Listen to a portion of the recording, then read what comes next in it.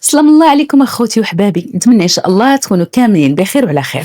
قبل ما نبداو القصه ديال اليوم نبغيكم اللي ما شاركش معنا في القناه يشارك وينضم للعائله ديالنا باش نكبروا كاملين.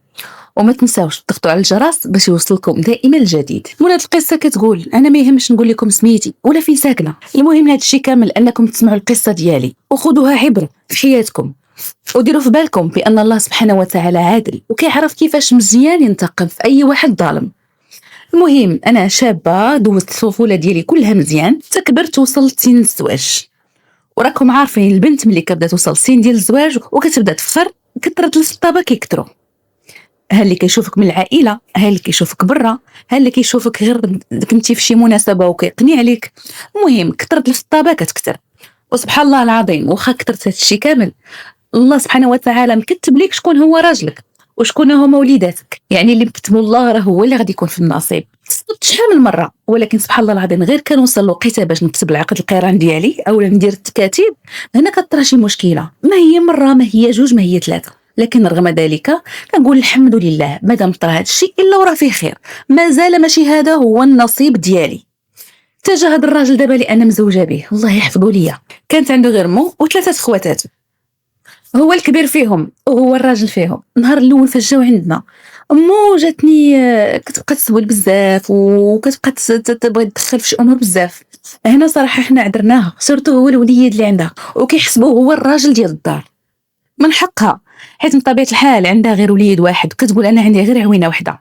بغيت كيف ما ولدي انا مرضي، بغيت ليه شي بنت مرضيه كتخاف عليه وبغات فين تامنه وما بغاتوش يتكرفس مع شي، ما بغاتوش يتكرفس مع اي وحده. المهم هنايا ديك الساعه جاو شافونا وتعرفوا علينا، وهنا قلنا لهم باش يتعرفوا غير العائلات يشوفوا بعضياتهم، وديك الساعه نردوا عليكم ونقول لكم اشنو كاين. المهم دوزنا هذه المناسبه مزيان، ومن بعد قلنا لهم خليو فتره الخطوبه نطولوها تنعرفوا بعضياتنا مزيان. هنا غير خرجوا الوالده ديالي حتى هي ردت البال وقالت لي ما رديتيش البال، الام ديالو زادت فيه بزاف كتبقى تسوي على ولدها. هادشي راه حنا اللي امهات وعندنا بنات، حنا اللي خصنا نسولوه، حيت حنا اللي انت غتخرجي من داركم وغتمشي لعائله واحده اخرى. انا بقيت كنقول للوالده على الشيطان. من طبيعه الحال هي مسكينه كتقول انا عندي غير عوينه وحده، وكتقول كان هذا هو مول داري وهذا هو وليدي وهذا هو عوينتي، وما بغيتش ما بغيتش ليه شي اي بنت، بغيت ليه شي بنت الناس اللي تقدروا وتبغيه وتبعد على شي حاجه ما تيبغيهاش ودير داكشي اللي كيبغي. وهنا انا غادي نكون مرتاحه الا شفتهم هانيين. ايوا ملي حاولت نقنع الوالده ديالي كتقول لي انت اش بان لك؟ قلت لها واش غادي نقول لك، انا بان لي ما قالت حتى شي حاجه د العيب. هي تقول لي وصافي يا بنتي دبري راسك انت كتعرفي. وصراحه ما كانوش مقصرين معايا، ما خلاو ما جابوا ملي جاو عندنا. عقوستي كل مره كتعيط لي كتقول لي غير حلي فمك بنيتي، اللي بغيتيها نوجدها لك. وصراحه عمرهم ما قصروا معايا. وانا في هذه الفتره كلها وحنا كنوجدوا داكشي ديال الحوايج وداكشي ديال العروسه وداكشي ديال الحوايج، لدرجه ما كتسناش حتى ولدها يقول لي شنو خاصك ولا يجي عندي، حيت عارفه هو مشغول وخدام. غير الحاجه غير كنحل عليها فمي كنلقاها حدايا، وبولدها ولا بلا ولدها ما نقولش لكم شنو دايره عليا. لدرجه تنقول لها خالتي كثرتي عليك، راه صافي هو تيجيب ليا. كتقول لي شوفي هو حاجه وانا حاجه، شغلك دبر راسك منك راجلك، لكن انا كنبغي نفرح بمرت وليدي. حنا ديك الفتره الاولى بحال درنا غير خطبه صغيره بعضياتنا، قلنا هنا غنديروا شي خطبه كبيره وباقله. ما نكذبش عليكم داك الشيء كي داز، وما نقولش لكم ديك الخطبه ديالي كي دازت، وعباد الله كلها باقا لحد الان كتهضر عليها، لدرجه كاع الناس سحبوا راسهم بان صافي هذاك راه هو العرس، وهذيك راه يلاه غير الخطبه. اش منك يا طوموبيلات بعدا اللي جاو غير الطوموبيل تمسك بالاخرى. اما داك الشيء ديال الدهاس ما نقولش لكم اش منك يا ذهب، اش منك يا توابات، اش منك يا شميزات دنوي. حيد عليا داك الشيء ماشي ديال الشيء ديال عندك، داك الشيء لا كلاس وغير لا مارك تمسك بالاخرى. لدرجه كلشي بقى تيهضر عليها لحد الان، وكلشي ولا تيقول لي سعداتك هذه هي العائله اللي تناسبوا معها الواحد والا فاله، وسعداتك وفين غادي تمشي، والعائله اللي خطباتك. صراحه الحمد لله انت هي اللي تزوجتي بعدا عندنا في العائله. دازت الخطوبه، بدات كلشي بخير وعلى خير، زادت العلاقه ديالي تطورات مع راجلي. هنا راجلي كل مره تعيط ليا وتيقول لي كي جاك داك الشيء وهذا، تنقول لي الحمد لله بخير وذوقكم زوين. كان تيقول لي راه الوالده كانت دائما كتخرج مع خواتاتي، كتبزز عليهم يخرجوا ويختاروا لك داك الشيء بذوقهم. تنقول لنا الله يعطيكم الصحه، صراحه والله العظيم الا حشمتوني والله. صافي هنا العلاقه ديالنا زادت قوات على الاول، وتعرفنا بعضياتنا اكثر وصافي الحمد لله كلشي فرحان ليا، دارنا فرحانين ليا. تيقول لي الحمد لله صبرتي تعيتي ها هو ربي جازاك. هنايا صافي بدينا كنوجدوا في التحضيرات صافي باش نتزوج ونمشي لداري. هنا فهاد الفترة كاملة وأنا عايشة غير مع دارنا كنوجدوا العرس. هنا ما نكذبش عليكم داك الشيء اللي دارت في العرس راه عرفتي لدرجات اش منك يا حلاوي، اش منك يا حويج، اش منك يا قاعة اللي كرات كي دايرة. أنا قلت راجلي صراحة هادشي اللي كدير ماماك راه غتبدير، ما كاينلاش مسكينة تضيع راسها بحال هكا. تيقول لي شوفي ميمتي مسكينة راه كدير هادشي بحب، أنا هي فرحتها الأولى وكانت موعداني من الصغر كتقول لي والله يا وليدي وتكبر وتزوج ودير العرس غندير لك عرس اللي يهضروا عليه الناس، وكدير هادشي وهي عاجبها الحال. وخا دابا نجي نهضر معاها غتقول لي لا اسكت هذاك الشيء شغلي وانا كندير هادشي وانا فرحانه. وما نقولش لكم دوزت العرس ولا اروع. المهم صلينا العرس وداك الشيء هنايا سكنت معاهم حيت كان هذا هو الشرط ديالو. كيقول لي انا مهمتي انا اللي عندها ولد وانا اللي كتعتبرني كل شيء في حياتها ما نقدرش نتخلى عليها. هما تبارك الله عندهم موبل من الفوق لتحت وغنسكنوا في واحد ليطاج وفي نفس الوقت رحنا معاهم. انا هنا من النهار الاول وانا خاشيه راسي معاهم وتعتبرهم صراحه ماشي كنعتبرهم صافي كنحس بهم راه عائلتي من النهار الاول وانا داخله معاهم الكوزينه. النشاط الضحك ديما مفوجين والواعره ان تقريبا كل سيمانه كانت عندهم عرس ديال واحد من العائله ديالهم.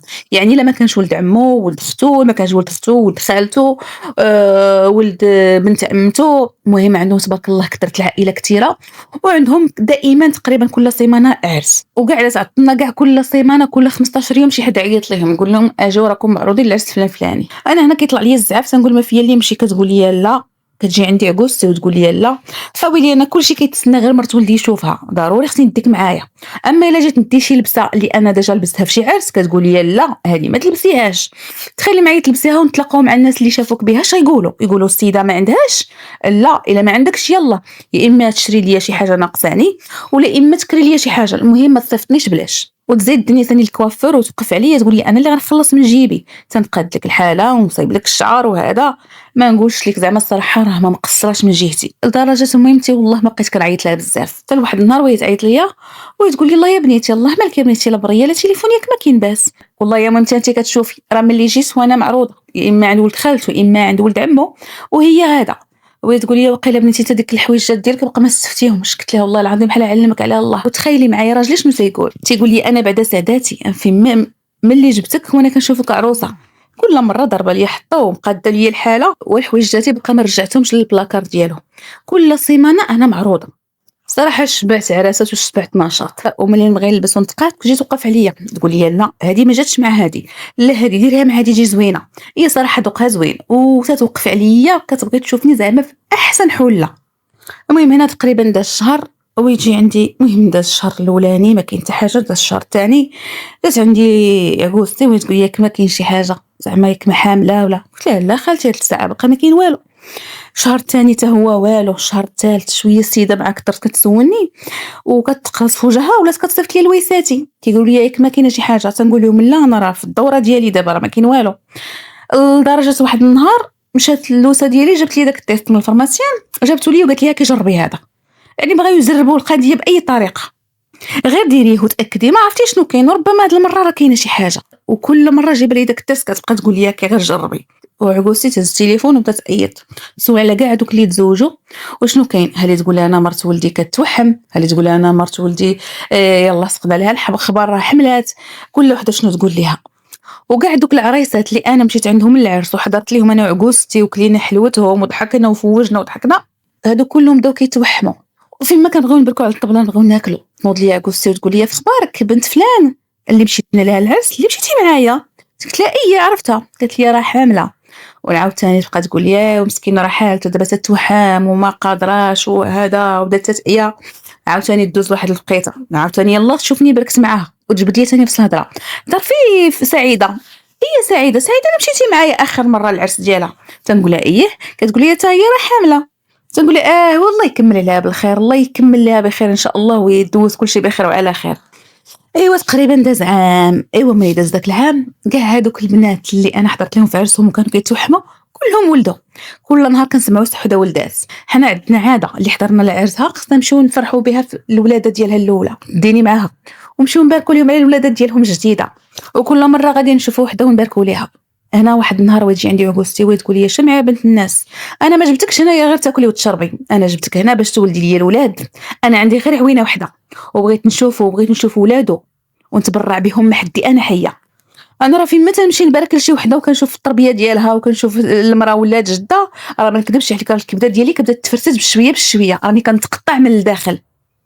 انا بغيت ما نتحرمش بكلمه جده، انا ما حاسده حتى شي واحد، انا بغيت ربي يهنيهم كاملين، ولكن انا بغيت نشوف وليدات ولادي. وتا ولدي حتى هو باغي مسكين يكون اب ويسمع حتى هو كلمه بابا، واخا تشوفيه ساكت ولكن راه من الداخل ديالو راه مقصح. تنقول لها لا خالتي، ولاني هو عمر ما جوج معايا هذا الموضوع. قالت لي اش كتقولي انت؟ كتسنيه هو تيقولها لك، هو كاع الا حشم انت ما كتحشميش. ويوا وناضوا لي اللويسات تا هما ولاو في صفها، قالوا لي حتى حنا بغينا نشوفوا ولد خونا ولا بنت خونا، وحتى حنا بغينا نسمعوا كلمه عمتي ونحسوا شي حد كيلعب معنا في هاد الدار وداير لنا لومبيونس. انا حدي كنسمع منهم هاد الهضره تنقول لهم نعلو الشيطان، هادشي راه ديال الله سبحانه وتعالى، راه الله سبحانه وتعالى اللي كيرزق والله سبحانه وتعالى اللي كيقلع، والله سبحانه وتعالى وقت ملي غادي يأذن بانه غيعطيني شي تريكه راه غيعطيها ليا. ما كاينلاش الواحد يبقى يدخل بحال هكا وبدا يفكر بهذا، الله سبحانه وتعالى ما كيدير غير اللي فيها الخير. والصراحه انا طلع لي الزعاف فين ما تمشي مع كوستي نبارك لشي وحده يبقاو يسولوني ايوا انت حكا تزوجتي قبل منا ياك، وبداو عليا بالتواريخ، شكون اللي قبل انت ولا هي؟ حكا انت كنتي جيتي وقيله تزوجتي حكا، ويبقى يقول لي حكا واش كيحشويه الهضره ولا كيقولوها بصح الله اعلم. لكن انا الحمد لله مناعتي قويه، كنخليهم يهضروا حتى الصباح تنقول لهم هو داكشي ديال الله، وقت ما غادي يوصل الاجل راه غادي يجي ان شاء الله، داكشي بامر الله سبحانه وتعالى، ماشي شي حاجه بيدينا اللي غادي نخترعوها ولا نصنعوها، داكشي اللي قال الله سبحانه وتعالى انا راضيه عليه.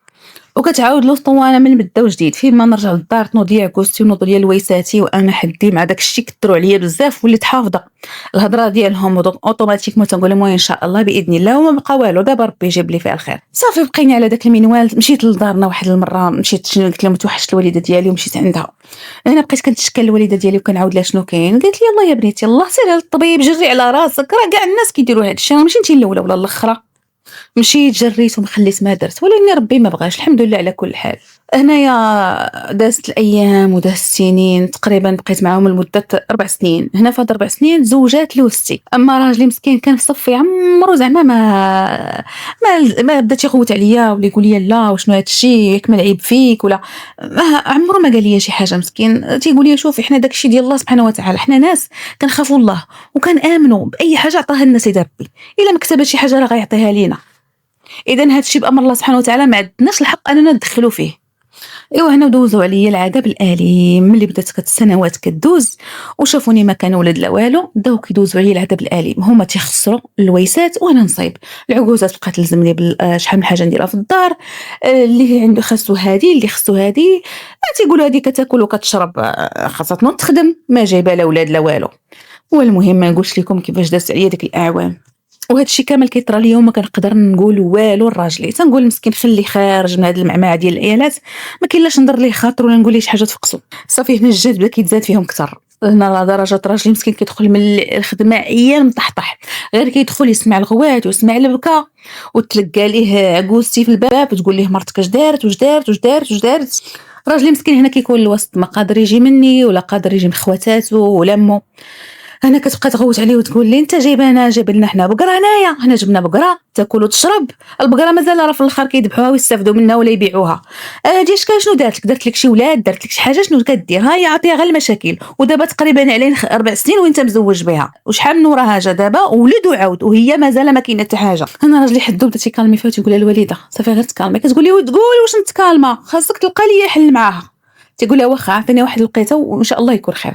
صافي هنا دفني وخدا قرار، قال لي شوفي انا عارف هادشي كامل عارفه وعارف شنو كيطرا من ورايا، وانا هنا جيت الوسط، ما يمكنش تفرق عليك وما يمكنش تفرق على ميمتي، وما يمكنش نتاني نوض الفتنه ما بين خواتاتي. انا خديت قرار غادي نخرجوا من الدار ونخرجوا نكريو.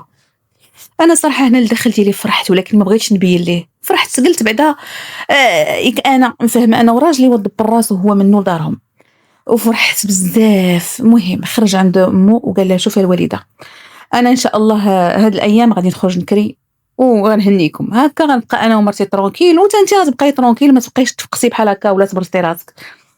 ايوا غير سمعوا الكرا، ما نقولش لكم بحال كحل عينيهم بالعمى. عرفتي اش غنقول لكم شنو داروا لي؟ داروا لي حاله، بدا يقولوا لي علاش وكيفاش. هنا زادوا كرهوني واحد الكره اللي راه بزاف، يعني الا شافوني غياكلوني وما يشبعوش. قالوا علاش هي جات من ورانا وغتفرقنا، هاي هادي راه ولات سوسه في الدار، خاصي ما تسرطاتش ليهم. هنا عقوزتي ملي سمعت الهضره وتاكدات بصح بان ولدها غادي يخرج يكري. ما نقولش لكم هنا كانت بالنسبه لها الضربه القاضيه ديالها، انا توقضت ليا ديال بصح. والمشكله ما كانش عندها منين تشدني، ماني معفونه، ماني خايبه، ماني عوجه، ما عنديش الدراع، الحمد لله والشكر لله. علاش ما حطيتيني حطني على الجرح يطيب، الحمد لله ما ناقصني حتى شي حاجه. دونك الحاجه الوحيده اللي ناقصاني هما الوليدات. انا صافي ملي مشينا كرينا هنا قررت عقوزتي انها تبدا تنتقم مني بشويه بشويه. انا من طبيعه الحال ما قدراش تجي عندي للدار ولا تزورني، حيت راه ما خلات فيا ما يتقال، وحتى هي ما عندهاش حتى الوجه باش تلقى بيا، وحالفه هي زعما بان راه ما غتشوفنيش. المهم قلت لها من جنتي والناس. لكن كل نهار كتعرف ولدها بانه دخل من الخدمه كتبقى شاده بالسوايح ودير مع الكاميرا وبقى تعاود ليه، وهضرتها كلها على ياش على الوليدات. وتبدا عليه عرفتي فلانه راه حامله، عرفتي فلانه هذيك اللي بنت فلان، يقول لها ايه، تقول لي مسكينه راه حالتها دابا راه تتوحم، راه ما نقولش لك مسكينه راه ما قدرت تهز لا يد ولا رجل. وتبدا عليه فلانه فلانه فلانه فلانه، كل مره تجبد ليه دوسي. مره تقول لي شوف انا راه غدا راه ما غنكونش في الدار، كنتي غتجي تطرقني. يقول لها فين تمشي، نقول لي لا غنمشي نبارك لبنت عمك راه ولدات. وبدات تلعب عليه ثاني على ديك الحنانه، وبدات تبكي وتقول ليه، بدات تبكي وتنخسس تقول ليه ها يا وليدي انا خفت غير لا نموت، وغنموت وانا بكيتك، وانا غنموت وكيتي في قلبي. يقول لها مالك الوليده، تقول لي انا ما بغيت نشوف وليدات قبل ما نموت، ولا بغات تجي ديك الساعه الموت مرحبا بها. بالحق الله ياخذ الحق في مرتك، حرمتني من وليدي، حرمتني منك وحرمتني من وليداتك. راجل مسكين تيهدأ فيها وتقول لها على الشيطان. المهم حتى هادشي راه ديال الله سبحانه وتعالى، راه ما خصناش نتدخلوا فيه، داكشي راه امر الله، وهي راه ما درت لا بيديها ولا برجليها. ووقت ما بغى سيدي ربي راه غادي يفرجها علينا. انا كنت قلت لكم بان الوستي راه تخطبات، ايوا هنايا جا وقت العرس، وهنا راجلي ضروري يسلم عليا وقال لي ضروري خصك تحضري معنا العرس، اش يقولوا عائله العريس، ضروري خصك تحضري معايا وما نبينوا حتى شي حاجه. وهنا ما كذبش عليكم مشيت على عينيا غير على وجه راجلي. وصراحه يا ريتني ما مشيت لذاك العرس ولا حضرت ليه، ما نقولش لكم شنو داز عليا. بعد من اللي شافوني ما شافوش جهتي نهائيا. عقوزتي كتجي حتى لقدامي تقابل معايا وبدات تشطح. وكاع هذوك الناس اللي كنا مشينا حضرنا العرس هما ولدو جايبين وليداتهم، وتبقى تهز فيهم وتبوسهم وتعنقهم وتقول لهم واش شتي تبارك الله، شتي تبارك الله وصل عندي العيالات علاش قادات، تبارك الله عليك، غير زيدي ولدي عليهم، تبارك الله راك تتولدي الزين. هادو هما العيالات ولا فالا ماش بقى دابا ما دابا ما بقاوش العيالات ولاو غير المونيكات. شوفي تبارك الله انت اختي كتولدي الزين، غير زيدي على وليدك. وكل مره تجيب لي واحد من عائلتها وتجيب شي وحده يلاه ولدات وتحط قدامي وتبقى عليا بالمعاني بالمعاني بالمعاني. والمشكله كتبين لهادوك بان راه انا كنعني على مرت ولدي، حيت كاع الناس اللي في العائله عرفوني بانني راه خرجت من الدار وعارفين بانني ما كنولدش، ومادام كتهضر عليا راه عارفين بلا كتسمعني عليا زعما ديريكت. هنا الهضره كدوز قدامي كنقول على الشيطان على الشيطان على الشيطان في خاطري، اما الداخل ديالي كتقطع بشويه بشويه، وما عنديش الحق نهضر وما عنديش الحق ندافع على راسي. عرفتي ساكته ومهبطه الراس وخليتها تهضر حتى الصباح، وكاع لدرجه اي وحده كتجيبها وكتبدا تسمعني عليا قدامها هي كنحس بها تدخل وتخرج في الهضره، مسكينه هي كتحشم من الهضره اللي كتقول لها عقوزتي زعما حيت عارفها كتسمعني عليا. وانا صابره صابره صابره لدرجه اي وحده كتبقى تشوف فيا كنبقى ندير لها كفراتي زعما انا راه ما مسوقاش خليها تهضر. انا خلات العرس تسالى وانا راجعه لداري وهي تشدني ودات عليا بالمعيور، بدات تقول لي يا العاقره يا اللي ما كتولدش، راه المشا والكلبه وكيولدوا، اما انا لاك ولدت العيالات ولدت الرجاله. وعاودت لكم من الاول وانا كنسمع شحال من هضره وعمري ما درت شي حاجه في قلبي ولا بقى فيا الحال. ولكن ما نقولش لكم ملي سمعت ديك كلمه عاقره، ما نقولش لكم داكشي باش حسيت به، صدماتني. ما تخيلش انها توصل بها الجرأة انها تكون وقحه لهاد الدرجه وتعايرني في وجهي وقدام الناس. انا صافي ما قدرتش نسكت وانا ننظر عندها، قلت لها دخلت عليك بالله، واش ما خفتيش ما كتخافيش من الله سبحانه وتعالى؟ وزعما ماشي عارفه راسك بانك كتدخلي بالشرك حيت داكشي ديال الله؟ واش ما خايفاش لتي كتعايري فيا وانت عندك بنتك يلاه ماده يدها الحنه؟ ها هي بنتك يلا غتمشي عند الناس جداد، ما خفتيش عليها لا ترجع عندك ولا حتى هي طرا نفس المشكل اللي طرا ليا. وانا نقول لها لكن كاين الله سبحانه وتعالى، الله ياخذ فيكم الحق، الله ياخذ فيك الحق، الله ياخذ فيك الحق على هاد الشوهه اللي درتي ليا وانا جايه فرحانه، والله ياخذ فيك الحق، حسبي الله ونعم الوكيل فيك. انا خرجت وانا عيني على خدي وتنبكي وتتنفس، ما نقولش لكم وجهي كيرجع، هزيت كفوفي للسما وبقيت كنطلب يا ربي يا ربي راك انت عادل وحاكم وعارف شنو في قلبي وعارف شنو في قلبها. يا ربي انا بغيتك تذوقها من الكاس اللي انا شربت منه وتوصلني خبارها حتى لعندي. ماشي كنتشفى ولا بغيت نتشفى، لا، لكن بغيت نذوقها من الكاس اللي انا شربت منه. عمري ما دعيت عليها ولا دعيتها الدعوه، ولكن ما كذبش عليكم ديك كلمه عاقره قدام الناس عرفتي راه كنحس بها قهراتني، دلاتني، كرفصاتني بحال شدات ليا وجهي وحكاتو ليا في الارض. كانت باغا تسطا وتحماق باش تفارقني على ولدها، لكن الحمد لله راجلي كان كيخاف الله وكيعرف بينه وبين الله، كان شاد فيا وانا شاده فيه. بقات حياتي بحال هكاك وبقات عيشتي معاهم بحال هكاك. عجوزتي حتى هي رجعت للديسك ديالها، كل مره معيطه لولدها وبقات زعما تفقس فيه وتلك فيه. وفيما نصلي كندعي لربي تنقول يا ربي يا ربي الا كنت غتكتب عليا شي وليدات كتبهم عليا دابا قبل من بنتها، حيت كنت حاسه وعارفه بان بنتها هي اللي حملات قبل مني غتجي عندي للدار وغادي تخرجني منها، ولا غدير ليا شي طريقه ولا دير ليا اي حاجه اللي تقدر تخليني طج من الدار وعمري ما نرجع ليها. كاع ديك الفتره اللي اختو يلاه تزوجات ما نكذبش عليكم، عرفتي كل تعيطه سورتو ملي داز داك الشهر شهرين، كل تعيطه قلبي كيتهز، نقول صافي راه غتعيط لي وغتقول لي يا اختك شو تبارك الله شحال داز ديال الزواج ديالكم، وشوف اختك تبارك الله وصل بها هي حملات. عرفتي غير كنسمع شي تعيطه كنقول هي، وسبحان الله العظيم داز تقريبا عام، هذاك العام كامل المكالمات اللي كانت كدير عكوزتي مع ولدها بداو كينقصوا، بقاو جوج بحال ديك التعيط الاول داك المجهد كل نهار تعيط وتقول لي وتجبد ليه الدراري، داك المكالمات بداو تينقصوا، هذيك الهضره ديال الاولاد بدات كتنقص، ما بقاتش كتجبد ريحه الاولاد. انا الحمد لله رحمه ربي نزلات بنتها حتى هي ما خرجتش تتولد، لكن انا كنت موعده راسي وتنقول غادي نصبر مع هذا السيد لمده 7 سنين، الا ربي سهل علينا وحن عليا ولات وحل ربي حزامي راه غنبقى معاه، ما فكش ربي حزامي راه انا اللي غادي نتفارق معاه ونخليه يعيش حياته، ما نحرموش هو من كلمه بابا. سورتو هو انسان كيخاف الله معايا مزيان باغي يراضيني، ولكن انا ما بغيتش نضيعه. هنا تقريبا داز 7 سنين بالضبط، وهنا ديك الساعه بنتها دوزات في الزواج 3 سنين، 3 سنين وحتى هي ما ولداتش. وهاد 3 سنين كامله سبحان الله العلي العظيم هزيتي عكوزه وحطيتي عكوزه، ربي هناني منها. ما بقاوش داك الفيديوهات، ما بقاوش داك التصاور، ما بقاش داك النغايس، كاع داك المواضيع ديال الاولاد شتاتي السيده هذاك الشيء كامل وطويتيه بحال عمرها ما كانت هي، ولات منها هي غير مع بنتها وبالمشاكل ديالها. انا ملي كملت 7 سنين مع راجلي هنا قررت انني ننسحب ونقدر نتخلى عليه، لكن الله سبحانه وتعالى امر انه يغير هذا الشيء كامل في رمشة عين. لقيت راسي حامله، حملت ببنيه كانت بالنسبه لي صدمه، حيت ما كنتش متوقعها ولا متخيلاها. الحمد لله رحمه ربي كبيره. كنت غنتفرق على هذا السيد واخا انسان عمره ما خسر لي خاطري وعمره ما قال لي حاجه العيب وعمره ما قال لي حاجه ضرتني في قلبي، لكن صبر معايا وكافح معايا، وهذا الشيء علاش انا كنت بغيت نجازيه وما نخليهش يتعذب بحال هكا اكثر، وكنت غادي نخليه يتزوج ونتفارق معاه. ولكن الحمد لله في اللقطه الاخيره لقيت راسي راني حملت. ما نقولش لكم الفرحه ديالي، سيدي ربي كبير والخزائن ديالو كثيره. تخيلوا معايا لدابا انا كنعاود لكم هذه القصه وما منطيقاش براسي، ما نطيقاش راسي ان هادشي كامل داز عليا، وفي الاخر ربي فكافئني وجازاني. هنا جا الوقت الولاده ديالي وعيطت لي عكوزتي وقالت لي شوفي ما تنسيش بنيتي ملي تبغي توجعي دعي ربي يفك حزام بنتي، راهي 3 سنين بلا وليدات.